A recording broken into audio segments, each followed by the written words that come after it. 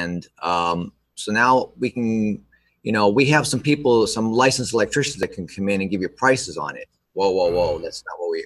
So yeah, it's a yeah. So I got to talk with that GC that signed off on the permits and discuss things with him, and get this thing done. Right.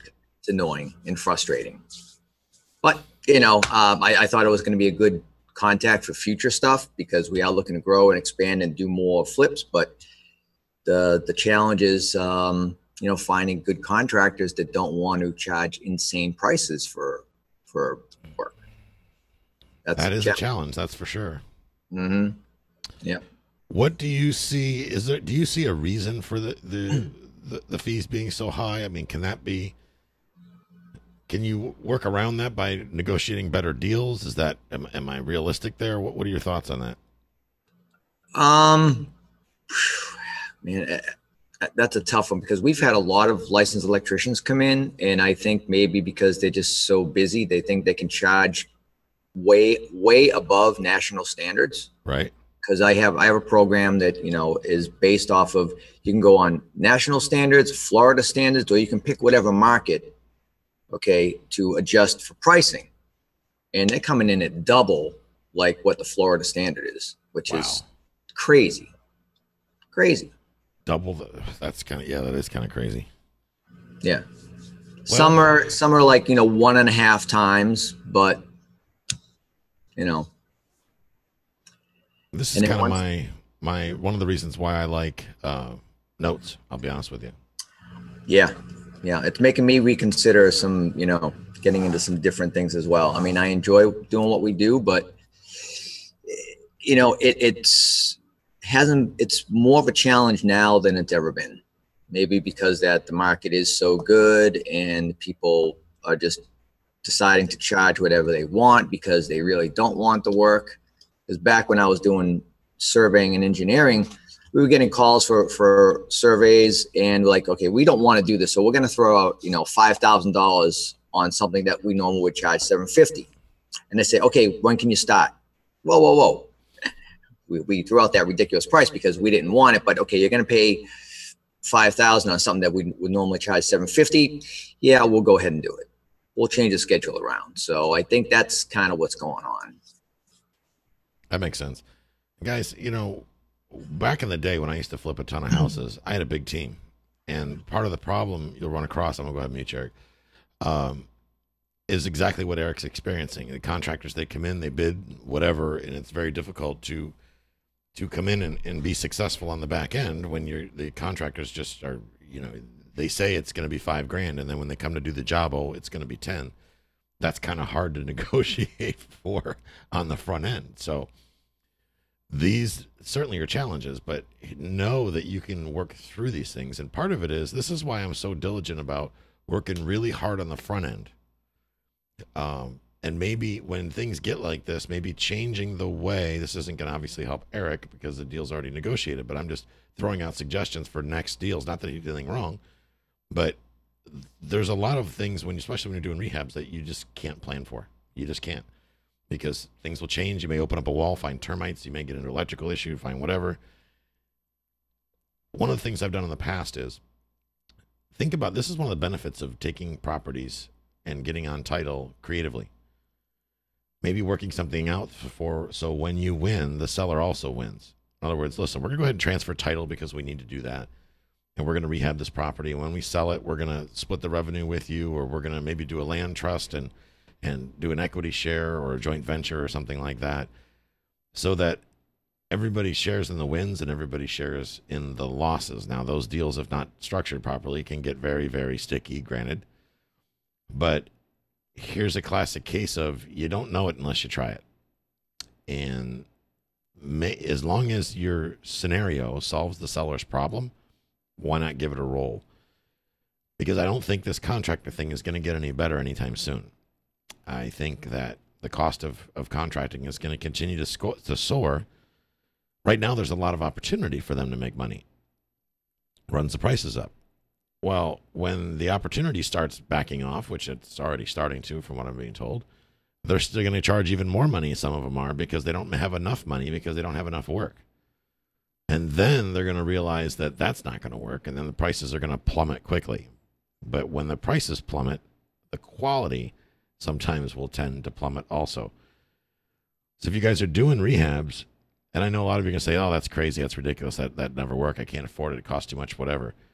There's a lot of value in bringing in a general contractor, a licensed, a good GC, a big GC. Yes, they're going to charge more. They're absolutely going to charge more. They're going to charge a lot more. But is it better to make less that is more of a guarantee than to hedge that you'll make more by dealing with a bunch of subs? Because if you ask any good general contractor, subs are a challenge for them, and they're professionals. They do this for a living. Eric knows, he's in the contracting business. Managing subcontractors is a challenge all by itself. I mean, you think we've got it bad managing the GC. Imagine what it would be managing the subcontractors. So spending time shaking hands and talking to people could be a big benefit. Now, that said, the guys that I used to have running my teams years ago, they're all gone. They're either out of the business for either by choice or because the business forced them out. Maybe they got swallowed whole in the crash. People ask about my team. Guys, most of my team, the people that work with me day in, day out, month in, month out, are not contractors and all that. Now, I've got a big rehab team up in Tennessee, because we take on big rehab projects there for when we buy buildings. They're ugly. But I rely on my managers on the ground in Memphis to coordinate all that for me. So I don't have to, because I'm certainly not the smartest guy in the room. Here in Florida, I struggle big time with finding good contractors. I mean, I want to get a simple wooden carport built for my kayaks, and the cheapest price I've got is like $3,500. Like, that's what I paid for one of the kayaks, for God's sake. I need like 6 posts and a lean-to roof is all I need. I need it to look halfway decent. I don't need it to be $3,500. I was thinking a couple, maybe 1,000, 1,500, whatever. My point is, spending more time, going back to what I was originally talking about, spending more time in front of people, letting people know what you know, and helping people letting people educate you just by talking to them, can be a big impact. Perfect example of this. My AC guy was awesome. Brian at Rattle Air here in town. Brian was great. Shows up early, does what he's supposed to do. I used to get an AC system installed with ductwork, no joke, for between $2,200 to $2,400, up to a 3.5 ton. I got a ridiculous deal from him. I've bought several AC systems off him. I put AC system in my mom's place. I mean, he's done great work. I think I've bought over the years, I don't know, 15, 20 AC systems from him. And he stands behind him. One day, he up and died on me in somebody's attic. He just keeled over dead. 42 years old, dead. Would hate to be that guy. So anyway, he passes away. Now I got to go find another contractor. I just until the other day, I'm talking to Lance, who's on this call, said, Lance, I'm having a hard time finding an AC guy. People think because I do this show or I have a podcast that I have all these experts that are just waiting in the wings to serve me. That's a bunch of garbage. Don't believe that. That's not true. Because contractors come and go, guys. We very rarely, my handyman here in Tampa Bay, my handyman, my plumber, my attorney, my CPA are the people that are on the team right now that are consistent, and I've had for several years. Lance introduced me to his AC guy. A guy who was here yesterday fixing one of the apartments at this building. Did a great job, charged me a couple $100, got it done, showed up, did his thing. He's going to put a split system in the office out here because I've got a standalone building where the studio is, the office.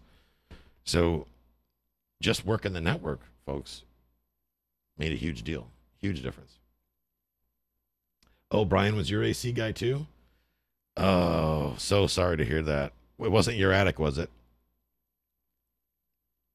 I'm going to unmute you. No, our attic, thank God. But what a nice guy he was. Can you believe he betrayed us like that? Not nice. Oh. We're trying somebody new on this flipper about to start, so I'll let you know how he does. Okay. Because, yeah, he was great. He really was. And I felt bad because thank God I didn't leave nasty messages on his machine, because he never, and I'm not that guy. I'm not a big weenie out there in the world, but he always shows up on time. I called him on a Wednesday. I got a tenant with no AC, which to me is a big deal. Till some landlords is like, yeah, forget it. I'll give you a window air conditioner. To me, that's a big deal. It's all about the service. Yeah. But no show, no call back, no nothing. Thursday comes, I'm like, Brian, I'm a little worried about you. You okay, buddy? Can you give me a call when you get a chance? I really got the tenants getting a little cranky now. So I went and got one of those little portable AC units with the thing you stick in the window and the hose that blows it out to get her bedroom cool and all that. Day 3 comes, nothing. I'm like, well, I got to call another AC guy. So I get another AC guy out there. Long story short, I get a phone call from this crying woman on Monday. He died on Wednesday. Like, jeez, that's just unbelievable. But there you go. I mean, you said it. He's a great guy. Was a great guy. Too young, younger than me. Yeah. Yeah, which is part of the reason why we go to Memphis this week. We're going to have fun because life's too short. Make those memories. Yes, yes. We're going up there. We're going to Graceland. We're having a great time. Mark Jacobs twice. Mark, you're on here twice. You haven't been on. I don't think you've been on a call before. You missed last week. Let me unmute. I don't know which one of you to unmute. So I'm going to unmute both of you. Are you there, Mark? Oh, no phone. Okay. No problem. All right, Lance is back. Let's see what Lance is doing with his deal. I'm curious. You there, Lance? Hey, brother. I'm here. Hey. Still driving, but I'm back. So where are you at with your deal? You got it under contract, right? Well, this lady that I would have if this daughter didn't show up, but she is very skeptical right now because her sister tried to steal everything from her dad, which is the one who's selling this. So she has a guy that she wants to show it to before anything happens. So this is going to be more of a long-term play than I thought. Okay. So I can give you some details and just you can tell me whether I'm an idiot or what I did. I need to tighten up. Who's the guy, first of all? Who is the guy? Is the 70-year-old owner who I made some assumptions with him that, hey, the stairs were a problem because they're all 2-story buildings, triplexes. So I made some assumptions that he wasn't able to use the stairs, but they just can't deal with that many doors right now is what they told me. They just want to downsize to a newer, smaller property is what they told me. Now, when you ask where are they looking, how much money do they need, they can't tell you that.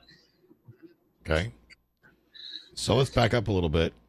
They want to show this to some guy. The daughter does. Right. She has a friend who's very good in financial services who was going to fly in there on Wednesday night just to fly in for the day just to come and negotiate. But he didn't show up. Negotiate to buy it himself? To hear what I had to say and to hang out with her, to be a support, I guess. I guess it sounded, they are just really got their guard up from having almost everything taken from them. So it was very interesting, the whole situation. That's what she told me. She has a friend. He was going to come in to hear what I had to say and to give her an idea of if it's a good deal or not for her. Okay. So that started off. She's from New York. It's kind of she's a little bit to the point. Okay. So nothing wrong with that. Being from New York, she's used to closing with attorneys because that's just how they do things in New York. Gotcha. Which is fine. So that said, first of all, one of the things that I would be doing is get prepared to have a real estate attorney, maybe Sean or somebody, waiting in the wings for when the time comes that you're in a position to get him involved to take it the rest of the way home, so to speak, if you need to. Okay. Because that's going to be her comfort level. And if you appeal to what she's used to based on what her experience is, I think you're going to be in a much better position. And what I mean by that is we now know that if she's from if she's from New York, she's used to, if she's done real estate closings before, she's used to doing things with attorneys. Real estate agents market properties. Everything else from the contract forward is done by attorneys most of the time in New York State. Not just in the city, but in the whole state. That's how they do things. So keep that in the back of your mind. She probably holds attorneys to a higher regard than most lay people. Why she would do that, I have no idea, but, you know, who knows? Is Sean on this call?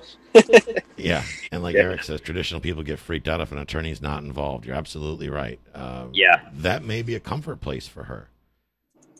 That may very well be. So encourage, where I'm going with this, encourage an attorney's involvement on their side. Okay. Don't get intimidated by an attorney because they put their pants on one leg at a time, just like you and I. They are not any smarter than you and I. They just have an expertise in law. Well, here's the thing. You're not doing law. You're doing real estate. So you actually have a competitive advantage over them. That needs to be your mindset. Don't let the attorney intimidate you. You've met like Sean Yesner, right? Yep. Okay. He's an expert in real estate law. But even Sean will tell you he is not an expert in negotiations. He is not a guy that litigates. You'll never see him in court doing a murder defense. You know, if the glove don't fit, you must acquit. That's not Sean. That's not what he does. So think about that. Now, sometimes when attorneys get involved, people immediately start getting twitchy. Uh-oh. Attorneys, I'm in trouble. So don't fall into that trap. Okay? Okay, it's an advantage. Yeah, that works for you. Like when I do a deal, when I raise capital, I want compliance departments involved. I love IRA money because IRA money comes with several layers of compliance people in the mix, which most people would look at as a big pain in the butt. I look at that as thumbs up, bring it. I like that because I don't have anything to hide. You should have the same mindset. So how were they ripped off almost? Can you define that? They have a daughter from this gentleman's first marriage, and this daughter got it in her head that she was going to come down here, get him to sign some powers of attorneys, and systematically take control of everything he has away. She took him to the doctor, got his eyesight categorized as unable to drive, got his license taken away, got him to sign some powers of attorneys that he was not capable of doing anything. And he signed it because this is the first encounter he's had, apparently, from what they said, with this kind of thing. So he didn't think anything of it.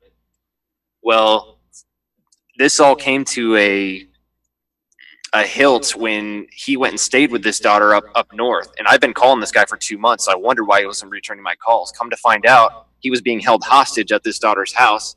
And he calls the other daughter that I negotiated with from a closet in this house at 4 a.m, saying, "I'm stuck. You got to get me out of here."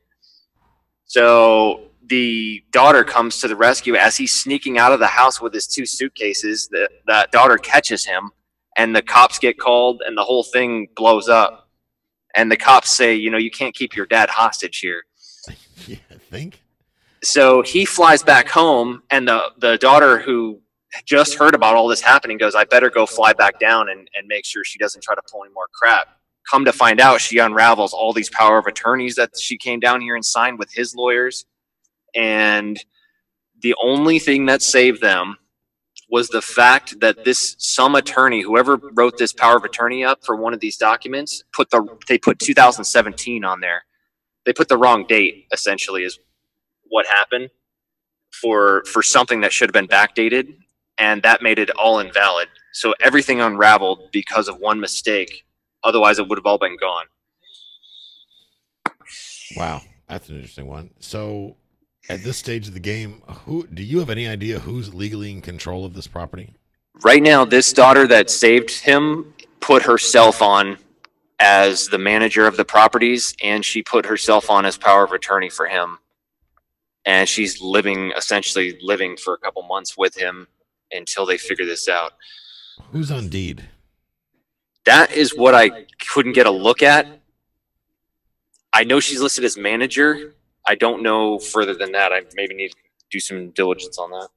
All right. So yeah, you need to do some diligence on that. Go in the county tax rolls, look up the address, find out who is on title.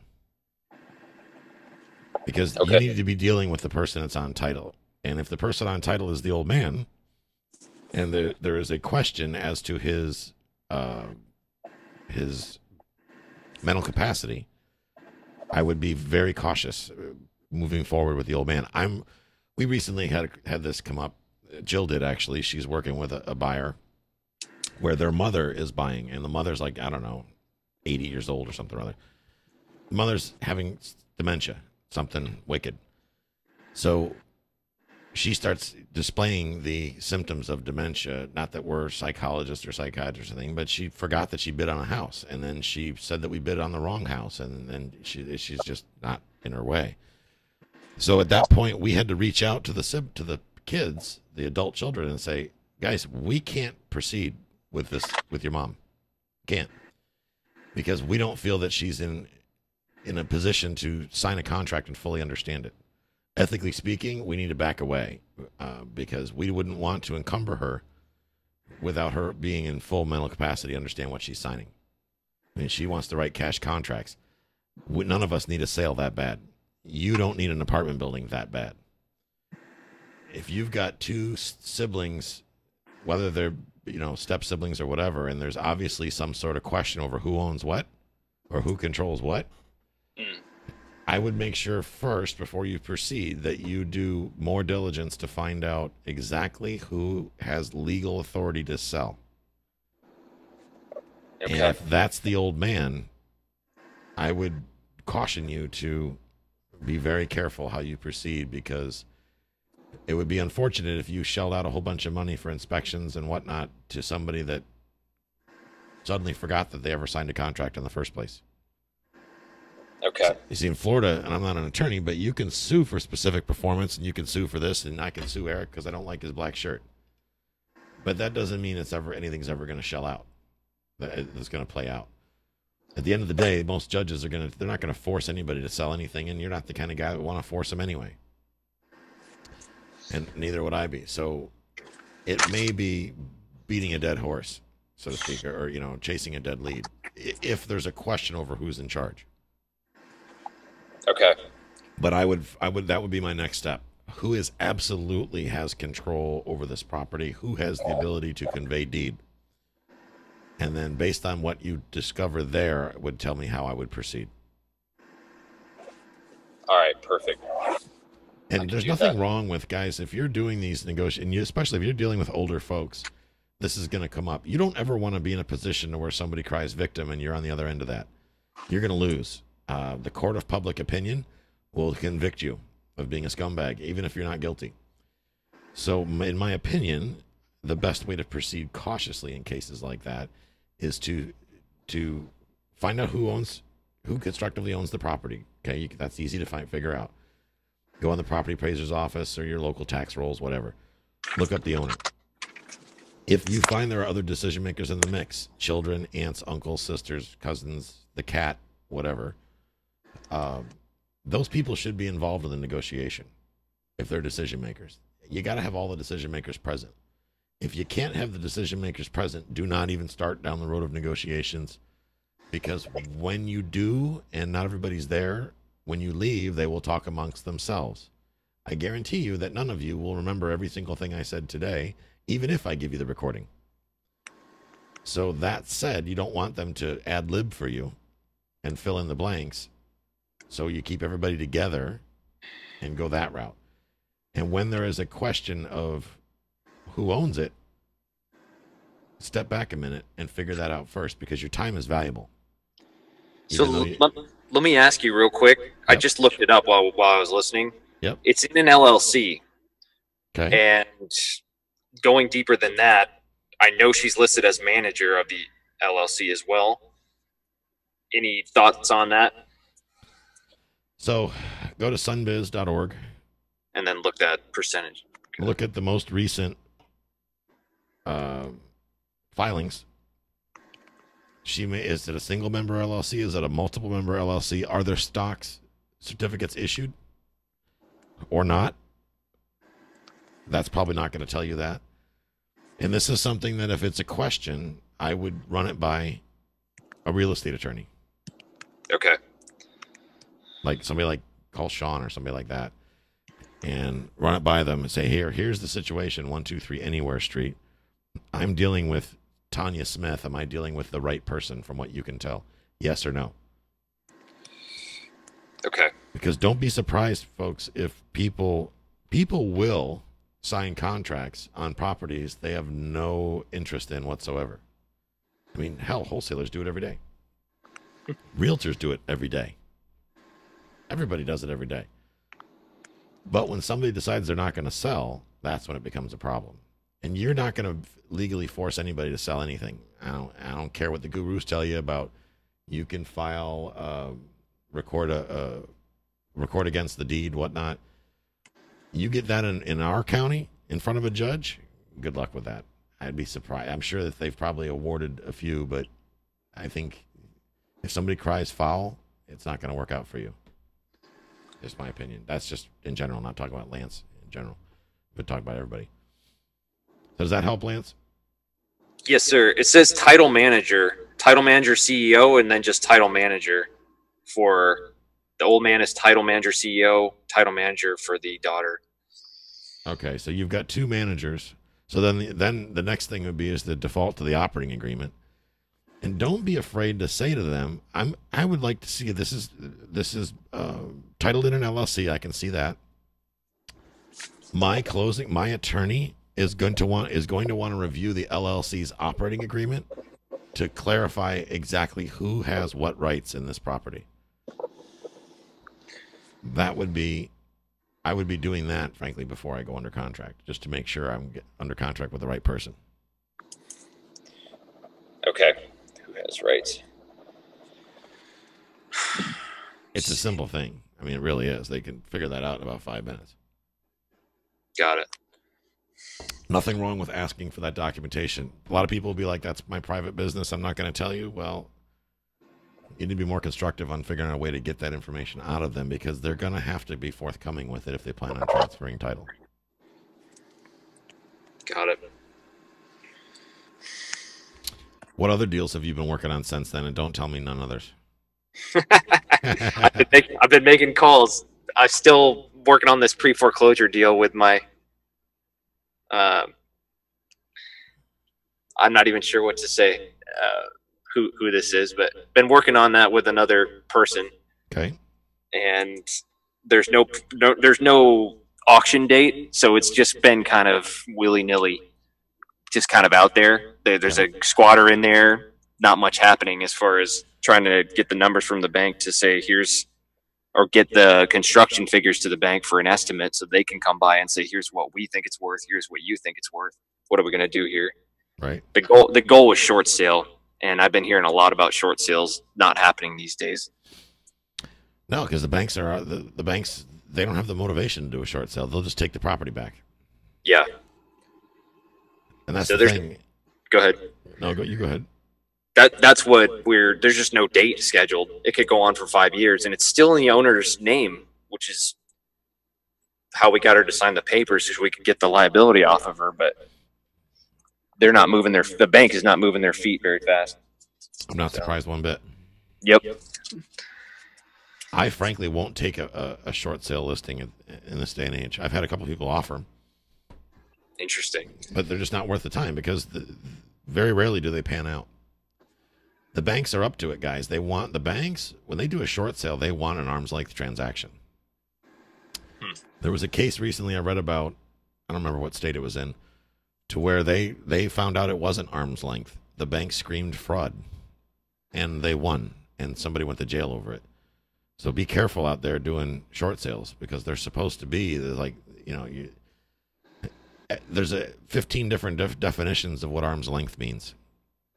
And the judge only has one definition, and nobody knows what he or she is thinking. So just be very careful on make sure you're doing good ethical business out there, that your arm's length transaction is actually an arm's length transaction. I'll leave it at that. That is important. Guys, we got about a few minutes left before we got to wrap up. I got to start packing my toys for Memphis, taking my camera gear with me. I'm sure Jill will be just tickled pink about that. And that's that. Everybody else good to go, in good shape. Don't need any help with anything. You've all got plenty of cash flow. Deals are closing. You're all under contract on something. Rehabs are well underway. The contractors showed up early. They knocked the price in half. Sellers are just rolling right over and say, please take my house. None of that? Okay, guys. That's that. Happy Friday. Have a great weekend. Enjoy your, was it Labor Day? Yeah. Labor Day weekend. If you're going to be out in the water, Eric, watch out for drunken boaters because they're everywhere. I don't mean Eric being a drunken boater. I know better than that.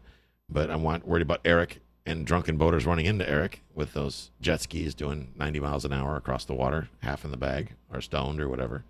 So be watching. So, all right, guys, have a great day, and we will see you next Friday. Talk to you later.